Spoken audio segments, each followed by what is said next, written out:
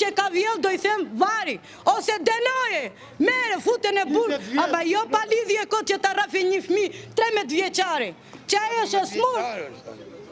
Kanë dhunuar punonjësit e policisë, toni ju? Kanë rrave. Punonjësit e policisë? Nuk e di, hajde më qërë dhafë. Një gjana dhe qëra Të dalë para kamerës.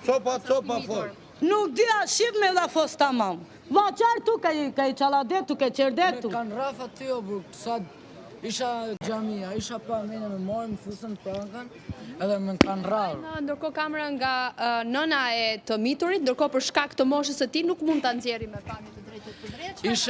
Isha në gjami, edhe isha të la ftyrën unë, se ishte ai gazi e asajt. Edhe unë isha të la ftyrën edhe ika unë, isha të pa të policat. Merdën ca 5 civila, me kam fit dur, dhe më futën pranka, më hullën poshtë gjami se më gjujtën edhe ik, me sodhen këtu, pasaj njëta këtu 2-3 orë. Se di qa bëhet tashi. Po këtu ju kërkuan emrin?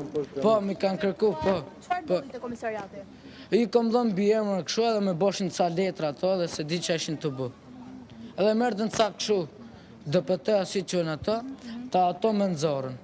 Deputetet? Rëfsh. Ndërkohë, situata vijon të jetë tensionuar në komisariatin numër 1, ku tashmë prej më shumë se një ore, vijojnë të ketë forcat të shumta të policisë, forcat e rendit, vazhdimisht në fakt dëgjojmë të bërtiturat e deputetëve të opozitës të cilat ndodhen në ambientet e jashtme, nuk kemi pasur mundësi të kemi asnjë komunikim me asnjërin prej tyre. Ndërkohë jemi në pritje të kemi edhe një prononcim nga ana e tyre për të na sqaruar gjithçka çfarë ka ndodhur gjatë mbrëmjes së sotme në ambientet e komisariatit numër 1 për të kuptuar se cila ka qenë edhe dinamika e këtij tensioni.